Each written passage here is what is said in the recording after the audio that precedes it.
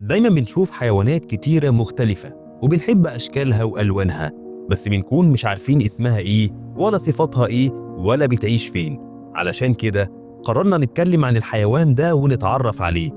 أهلا بيكم، إحنا قناة ميكس دوكيومنتري بالعربي، ويلا بينا نروح في رحلة صغيرة نتعرف فيها على حيوان الليمور.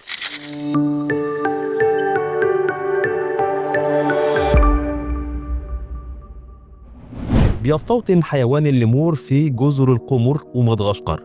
بيعيش في مجموعات متوسطة العدد، وبتكون الروابط الاجتماعية بينهم قوية جدا.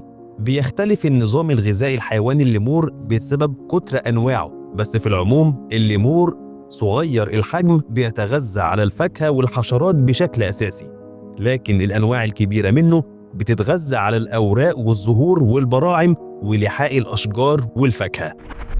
بيوصل طول حيوان الليمور ل70 سنتيمتر، وعنده مخالب حادة على أقدامه بتساعده في التمسك بأغصان الأشجار، وبتكون وسيلة للدفاع عن نفسه.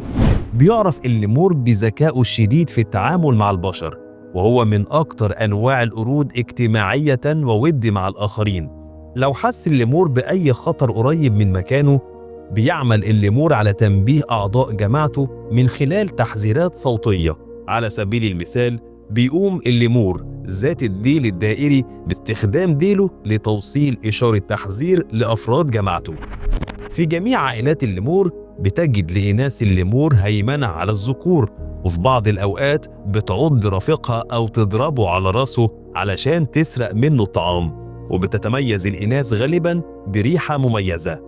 بيقوم الذكور بالتنافس مع بعضهم خلال موسم التزاوج من خلال معركة الرائحة الكريهة. فبيقوم الذكر بإخراج إفرازات من غدد الرائحة، وبيفوز صاحب الرائحة الأقوى بالأنثى. بتوصل فترة الحمل عند الأنثى ل 170 يوم، والمدة دي بتختلف باختلاف النوع. بتلد الإناث من 1 ل6 مواليد في المرة الواحدة، وبيطلق على صغارهم اسم جراء. في بعض الأنواع بتجد الجراء تتشبث ببطن أمها خلال ال4 أسابيع الأولى من حياتها، وبعد كده بتركب على ظهر الأم حتى تبلغ من العمر 3 أو 4 شهور. بتفطم الأم صغارها بعد حوالي 3 أو 6 شهور من الولادة. بيتميز الليمور بفترة حياة طويلة نسبياً، فتجد بعض الأنواع بتعيش حتى عمر 30 سنة.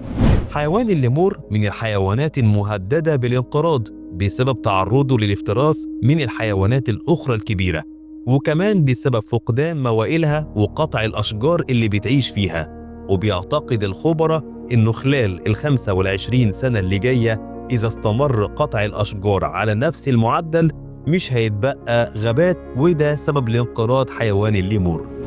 بس كده خلصنا حكايتنا عن حيوان الليمور. يا رب أكون قدرت أشرح بشكل بسيط. في نهاية الفيديو ما تنسوش تعملوا لايك واشتراك في القناة وتفعيل الجرس علشان يوصل لكم كل جديد. وأي حد عنده أي فكرة أو مقترح أو موضوع جديد يسيبهولي في التعليقات. دمتم بكل خير.